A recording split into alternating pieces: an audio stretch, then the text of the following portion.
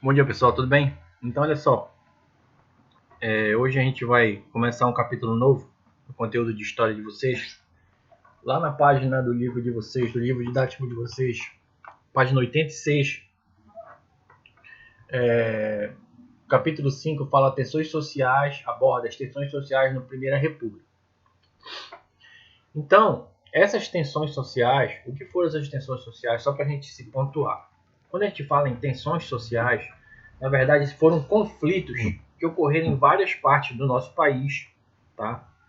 Dentro desse contexto, no ano de 1889 a 1930, um período longo, que uma das principais características desses conflitos aí eram vários, tá? Mas uma das principais que motivou a eclosão, ou seja, o surgimento desses conflitos, foi que com a passagem da monarquia para a república, muitos pensavam que haveria mudanças significativas. Muitos quem? As pessoas mais necessitadas, ou seja, os pobres. A gente tem que entender que a passagem da monarquia para a república, algumas pessoas, principalmente aquelas que tinham menos condições financeiras, criaram expectativas de uma melhoria que teria que... eu acho que agora dessa vez vai melhorar. E na verdade não melhorou nada. Houve só uma passagem de uma forma, que era a monarquia, tá?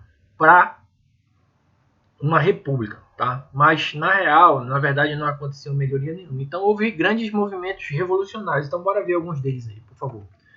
Aqui aborda a parte do Nordeste e um pedaço do Centro-Oeste e Sudeste descendo. Olha aqui. Então, o movimento do cangaço todo no Nordeste, Guerra de Canudos, revolta da vacina no Rio, revolta da chibata também no Rio, contestado aqui no sul do Brasil, greves operárias. Então, só aqui a gente está vendo aqui 1, 2, 3, 4, 5, 6, 7 movimentos que eclodiram nesse período aí, tá? Guerra de Canudos foi uma, tá? Aqui em Sergipe, localização na Real de Canudos, tá? Que a gente vai ver agora as características dessa Guerra de Canudos. Guerra de Canudos relaciona-se com as injustiças sociais e a miséria dos pequenos agricultores desprotegidos por políticas oficiais. Foi aquilo que eu acabei de falar.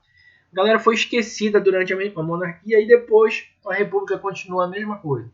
Fatores geradores: denúncias contra a seca, miséria, arbitragem dos coronéis, resistência baseada na organização comunitária. Então, ou seja, a galera se uniu e fez um movimento pegando em armas de revolta no contexto social aí. Guerra de Canudos, tá? Perfil da imprensa, que era um cara, o Antônio Conselheiro era o líder desse levante que aconteceu também, tá? Isso aqui era uma forma que ele foi abordado. Cabelo escurecido até os ombros, barra inculta e longa, face encaveirada. Então eles manipularam a mídia para aterrorizar como é que o cara estava sendo visto pela sociedade. Antônio Vicente Mendes Maciel, conselheiro Pissau, líder de Canudos. Está aqui o cara aqui, ó. Imagem, lembra o Arraial de Canudos, ou seja, era bastante grande, tá vendo que era cercado aqui. Foi um cara que foi lá e se localizou numa região aqui, tá? Na região da Bahia, e começou a ventilar algumas coisas, e ele foi acusado de pregar ideias para retorno da monarquia, ou seja, para retroceder o processo que foi o que? Da passagem das pessoas mais importante nesse período aí, que era a República. Guerra de Canudos, movimento liderado pelo Bertone Conselheiro, Bahia, experiência comunitária autônoma, provocando uma reação dos coronéis que exigiam a intervenção do governo federal e a destruição de Canudos. Número de mortes estima que foram 15 mil pessoas, não foi uma coisa rápida de ser resolvido, tiveram várias investidas para derrubar, até destruir o Arraial de Canudos, tá? Também acreditava que a República era o grande mal e o sinal apocalíptico do fim dos tempos, pois entendia que ela era responsável pelo acirramento da política dos coronéis e pelo crescimento da pobreza e da exploração dos camponeses nordestinos. Isso aqui a gente já vai ver outro movimento já no caso aqui no Rio de Janeiro. Revolta da vacina. Oswaldo Cruz, médico sanitarista, responsável pela injeção do Rio. Isso aqui foi o seguinte, galera. Oswaldo Cruz foi nomeado sanitarista, tá? Então ele viu ele baixou um decreto que todas as pessoas teriam que ser vacinadas. E foi de forma arbitrária. Aqui demonstra aí como uma vacina granulada, e a peste bubônica era a peste dos ratos, tá?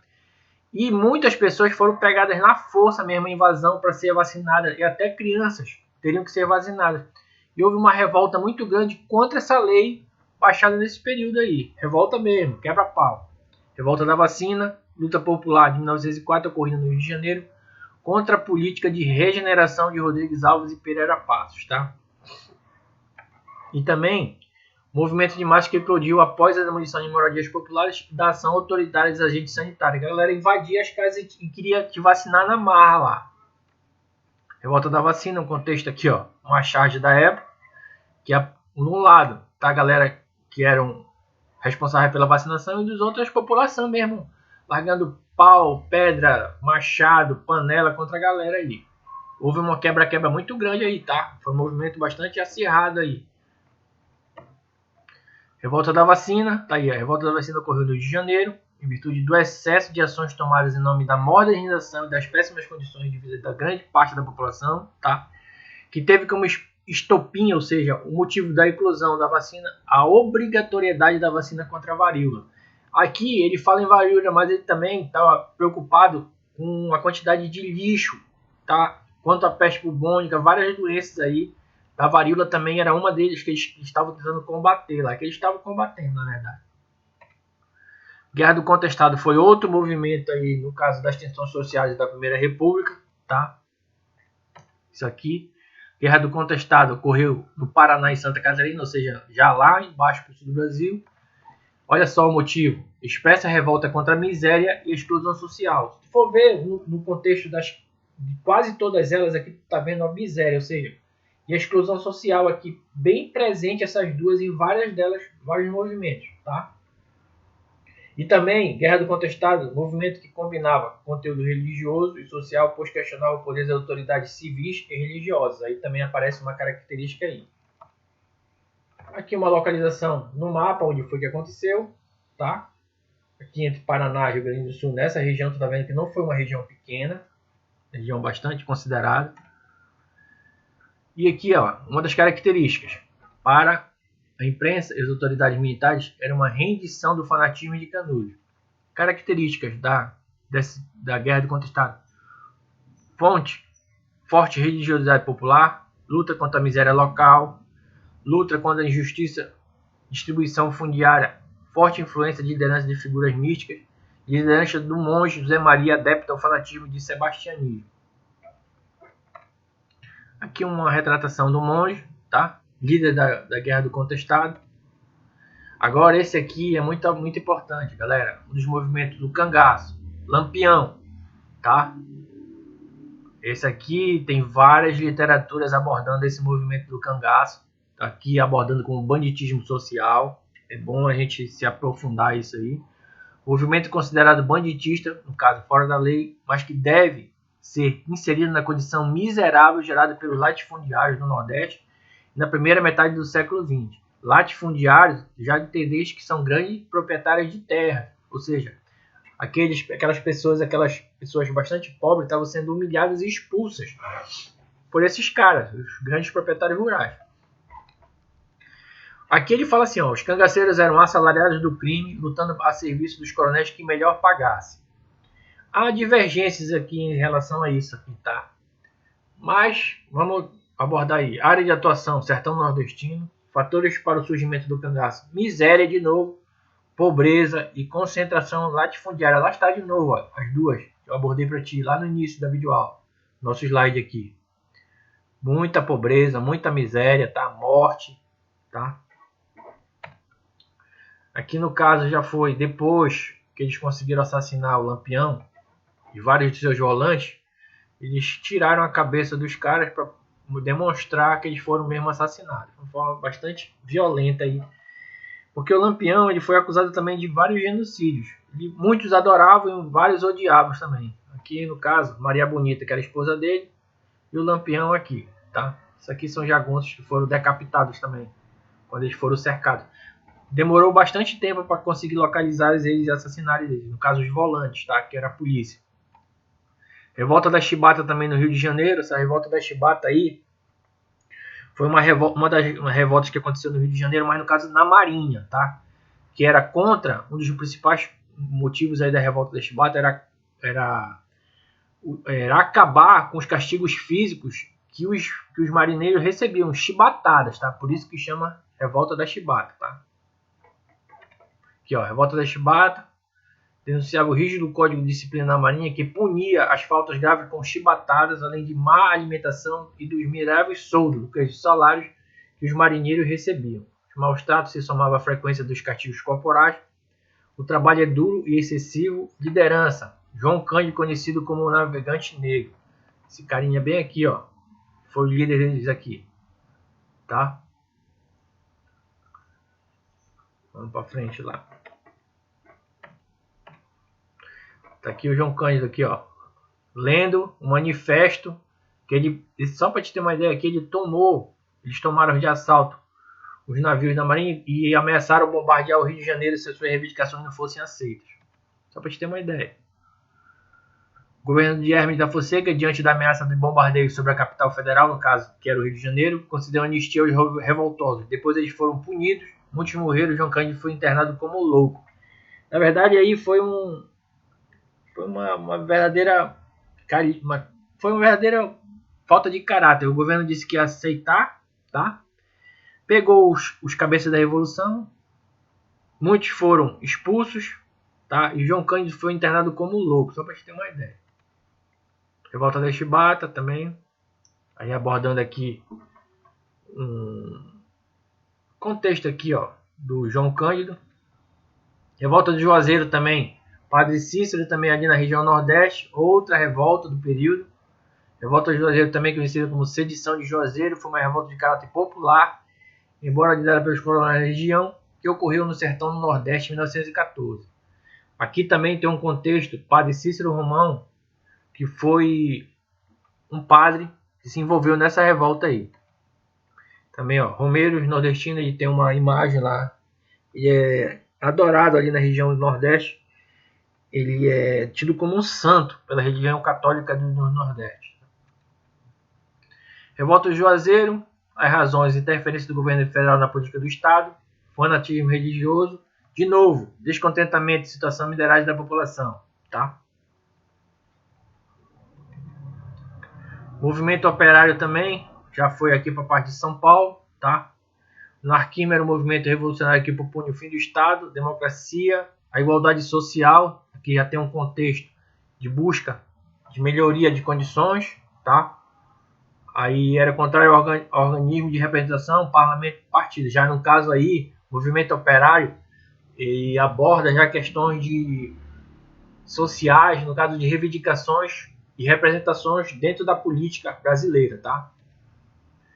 Também Edgardo Federico foi tipógrafo, jornalista, arquivista, e um dos mais notáveis arquivistas brasileiros. Fundou diversos jornais e colaborou em muito, excedendo diferentes funções, fundando ainda diversas entidades vinculadas com os trabalhadores, designadamente na sua área profissional da imprensa. Aí uma foto do movimento operário, tá? Paralisação, reivindicações, era aumento de salários, proibição do trabalho infantil. Aqui o ponto 3, aqui, ó. O que eles estavam reivindicando? As principais reivindicações eram aumento de salário, proibição do trabalho infantil, jornada de 8 horas. Aqui tu tá vendo que eram mais, se eles estavam pedindo 8 horas, estavam valendo mais de 8 horas. Garantia de emprego e direito à associação. No caso, essa associação aí, no caso, eles estavam querendo uma representação para reivindicar seus direitos políticos, tá?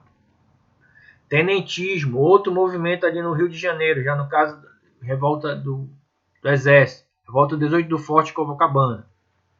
Que foi isso aí, vamos ver. Tenentismo foi um movimento social de caráter político-militar que ocorreu no Brasil nas décadas de 1920 e 1930, período conhecido como República das Oligarquias, contudo, principalmente com a participação de jovens tenentes do Exército.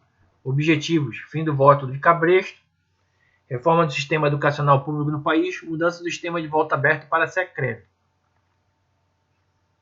Luiz Carlos Prestes, um dos líderes da coluna Prestes, tá? Um dos caras que eles pegaram em armas e muitos deles foram fuzilados. A revolta do Forte, tá? Coluna Prestes, tenentismo, conquistou civis que aderiram ao projeto, mas com o tempo foi ficando claro que a defesa era pela implantação do Estado forte e centralizado, através do qual as necessidades do país poderiam ficar explícitas e resolvidas. Galera, é o seguinte, essa parte de tenentismo, de revoltas populares, dentro desse contexto aí, ela tem que ser abordada com calma, tá? Isso aí, para vocês que estão no ano, finalizando o Fundamental 2, é de extrema importância, já desde quando a gente estava lá junto no Girassol, eu pedi para vocês lerem. O conteúdo é corrido, então vocês têm que se aprimorar para vocês fazerem um ensino médio melhor para vocês. Tenentismo também aborda aí um movimento que saiu ali do Rio de Janeiro e foi para diversos lugares do país. Eles foram perseguidos, tá? Após Vargas, tá? E é isso aí, galera. Então, olha só. Eu vou tentar preparar um slide das principais movimentos, por exemplo, o cangaço, o tenentismo, a revolta da vacina, para ver se a gente estuda com mais calma aí e para a gente fazer uma coisa mais detalhada, falou? Então aguenta aí, vai acompanhando o teu material, vou preparar uns exercícios também das principais revoltas, tá? Vou postar lá no grupo dos pais, vão tentando fazer lá para vocês não ficarem perdidos dentro desse contexto, falou? Um forte abraço para vocês aí, galera. Até outra hora aí.